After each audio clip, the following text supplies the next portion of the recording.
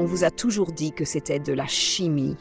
Ce frisson incontrôlable qui fait battre le cœur plus vite, qui crispe le corps et qui imprime dans votre esprit le sourire, la voix ou la simple présence d'une personne.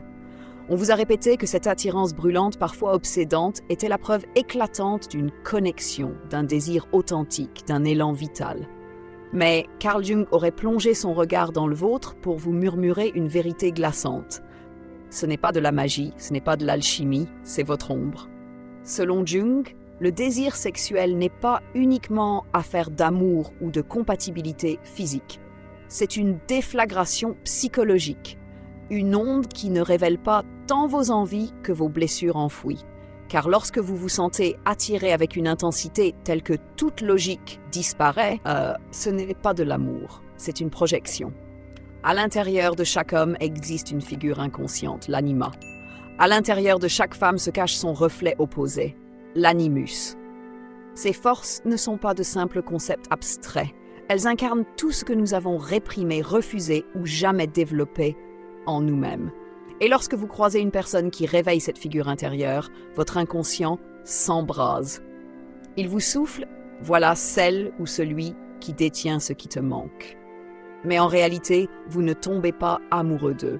Vous tombez amoureux de la partie de vous-même que vous n'avez jamais rencontrée. Voilà pourquoi l'attirance sexuelle semble parfois irrationnelle. Vous savez pertinemment que l'autre est inaccessible, dangereux, manipulateur ou même toxique. Pourtant, l'appel est plus fort que la raison. Vous vous sentez envoûté, dépendant, prisonnier. Ce n'est pas de la passion, c'est votre inconscient qui croit voir dans cette personne votre complétude. Imaginez ce que cela signifie dans un monde où la séduction est une arme. Un monde où certains, consciemment ou non, apprennent à incarner vos fantasmes les plus profonds. Où une femme peut comprendre que dominer un homme ne se fait pas par la force, mais par le miroir, en reflétant son désir inconscient. Car si cet homme n'a jamais affronté son anima, jamais interrogé ses propres pulsions en se demandant « Pourquoi ai-je envie de ce que je désire ?» alors il ne choisit pas. Il est choisi par sa blessure. Et si elle sait jouer ce rôle, volontairement ou instinctivement, il capitule. Il appellera cela de l'amour, mais ce n'est qu'une illusion. Jung avait une formule inquiétante. La rencontre de deux personnalités est comme le choc de deux substances chimiques. S'il y a réaction, les deux sont transformés. Mais lorsque cette réaction est guidée par l'ombre, la transformation n'est pas toujours positive. Elle peut être obsessionnelle, destructrice, réduisant l'être à une simple proie de son propre désir. Car voici la vérité la plus sombre sur l'attirance. Nous ne sommes pas toujours attirés par ce qui nous fait du bien. Nous sommes attirés par ce qui complète notre histoire intérieure. Et parfois, cette histoire est une tragédie. Peut-être êtes-vous un homme qui n'a jamais été reconnu par sa mère. Alors, face à une femme froide, distante, qui ne donne son affection qu'au prix d'une poursuite incessante, vous vous sentez vivant. Vous vous persuadez que c'est cela l'amour.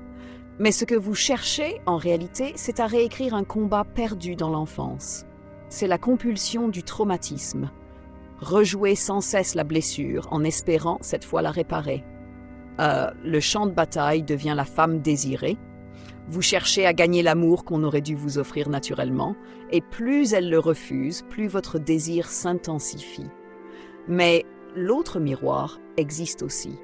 Certaines femmes ne cherchent pas l'amour, mais le pouvoir. Elles n'attendent pas d'être aimées, elles veulent être traquées, adorées, consumées par l'obsession masculine. Leur sexualité devient une arme, non par cruauté, mais par douleur. Leur ombre n'a jamais connu une affection sécurisante. Alors, elles transforment ce manque en domination par le désir. Quand un homme tombe à leurs pieds, elles se sentent vivantes. Mais que cet homme ose réclamer une véritable intimité, elles s'éclipsent. Car dès que la connexion devient réelle, l'illusion s'effondre. L'attirance sexuelle n'est donc pas toujours une célébration de la vie. Elle est souvent un piège psychologique, un labyrinthe où nos blessures déguisées en passion nous enferment. Jung ne voulait pas nous faire craindre le désir. Il voulait nous obliger à en prendre conscience, à poser la question « Qui est-ce que mon âme appelle quand mon esprit s'assoupit? Qui est-ce que je poursuis? Et surtout, pourquoi ?» Car tant que vous n'aurez pas répondu à cette question, vous répéterez le même scénario encore et encore, dans 100 visages différents. Vous appellerez cela le destin. Mais ce n'est que votre ombre, tirant les ficelles. Imaginez un homme accompli, brillant dans son domaine, admiré pour son intelligence et sa maîtrise de soi. Dans sa carrière, il est solide comme une forteresse. Mais dès qu'il tombe amoureux, l'histoire se répète toujours de la même manière. La femme qu'il choisit finit par l'abandonner. L'une le quitte pour un autre. Une autre disparaît sans explication après des nuits de complicité. Une troisième se moque de lui quand il ose montrer sa vulnérabilité. Des visages différents, des contextes différents, mais une seule et même blessure qui revient sans cesse, comme si elle le poursuivait. Ses amis ne comprennent pas, ils lui disent qu'il mérite mieux, qu'il devrait s'éloigner. Et lui-même en est conscient, il sait que ces femmes ne lui apportent rien de bon. Pourtant, il retourne vers elles comme un aimant irrésistible. Pourquoi ? Parce que ce qu'il cherche n'est pas l'amour, mais la guérison d'une douleur ancienne. Cet homme a grandi avec une mère distante, froide, incapable de lui donner la tendresse dont il avait besoin. Enfant, il s'est senti invisible. Adulte, il rejoue le même scénario, croyant pouvoir enfin obtenir ce qu'on lui avait refusé. Mais ce qu'il poursuit n'est pas la femme en face de lui. C'est l'ombre de sa mère, ce fantôme qu'il espère transformer. C'est ainsi que naît la boucle psychologique. Vous ne devenez pas dépendant de la personne, mais de la blessure qu'elle réveille. Vous ne cherchez pas à aimer, vous cherchez à gagner une bataille jamais remportée. Et tant que vous ne le voyez pas, vous êtes prisonnier de ce cycle. Ce mécanisme ne concerne pas que les hommes. Regardons maintenant du côté des femmes. Beaucoup confient qu'elles se sentent attirées, encore et encore, par des hommes émotionnellement indisponibles. Des hommes charismatiques, séduisants, parfois brillants, mais froids, distants, souvent cruels. Elles savent qu'ils les feront souffrir, et pourtant, elles n'arrivent pas à s'éloigner. Elles disent des phrases comme « Je ne comprends pas pourquoi je n'arrive pas à aimer un homme bien gentil et stable ». Ce n'est pas une faiblesse de caractère, c'est une programmation émotionnelle.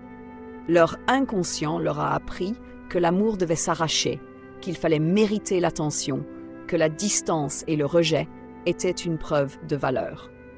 Alors, quand elles rencontrent un homme qui les ignore ou qui joue avec leurs émotions, leur désir s'intensifie.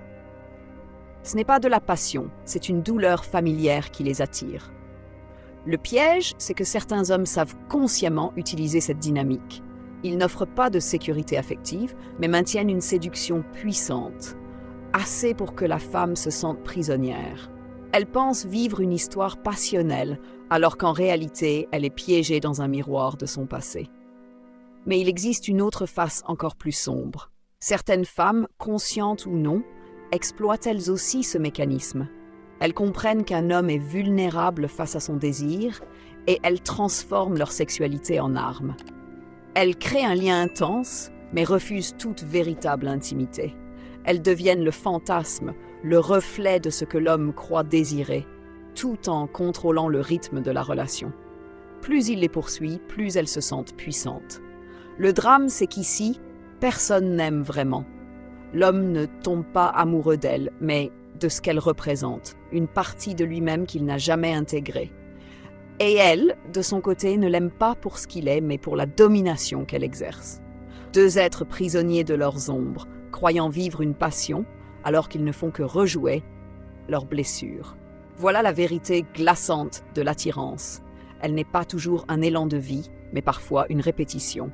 Un scénario tragique où l'on cherche à réparer l'irréparable, en sacrifiant son cœur dans une illusion. Carl Jung ne mettait pas en garde contre l'attirance pour nous effrayer, mais pour nous réveiller.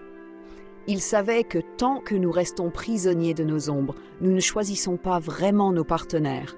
Ce sont nos blessures qui choisissent à notre place. Alors comment briser ce cercle ? Comment transformer une attirance destructrice en une rencontre véritable ?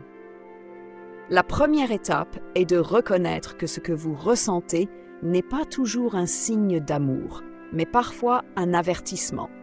Quand votre cœur s'emballe de manière irrationnelle, quand la dépendance s'installe dès les premiers instants, posez-vous une question simple. Est-ce de la sérénité ou une tempête familière ? L'amour authentique ne vous consume pas dans l'angoisse, il vous apaise. Si ce que vous ressentez ressemble davantage à une brûlure qu'à une lumière, alors il y a de fortes chances que vous soyez face à votre ombre. Jung appelait ce processus l'individuation, l'intégration de toutes les parties de nous-mêmes, même celles que nous avons longtemps rejetées. L'anima, l'animus, l'ombre, ces forces inconscientes doivent être reconnues, affrontées, apprivoisées, car tant que vous ne les acceptez pas, vous les projetez sur l'autre. Et au lieu d'aimer une personne réelle, vous aimez un fragment de vous-même que vous n'avez jamais osé regarder. Prenons un exemple. Un homme qui tombe sans cesse pour des femmes séduisantes mais froides doit cesser de croire qu'elles sont le problème. Le vrai combat n'est pas contre elles, mais contre le vide laissé par une mère distante. Tant qu'il n'affrontera pas ce manque, il poursuivra des fantômes dans chaque femme rencontrée. Mais le jour où il reconnaît « je cherche en toi l'affection qu'on ne m'a jamais donnée », le sortilège se brise.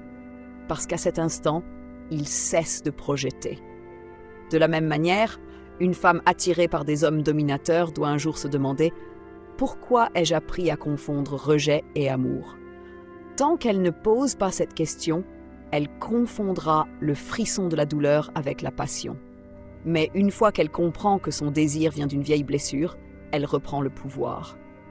Car le vrai choix ne naît pas de l'élan inconscient, mais de la conscience éveillée. Et c'est là le secret que peu osent entendre. La paix peut sembler ennuyeuse au début. Après des années passées dans le chaos, le calme paraît étranger.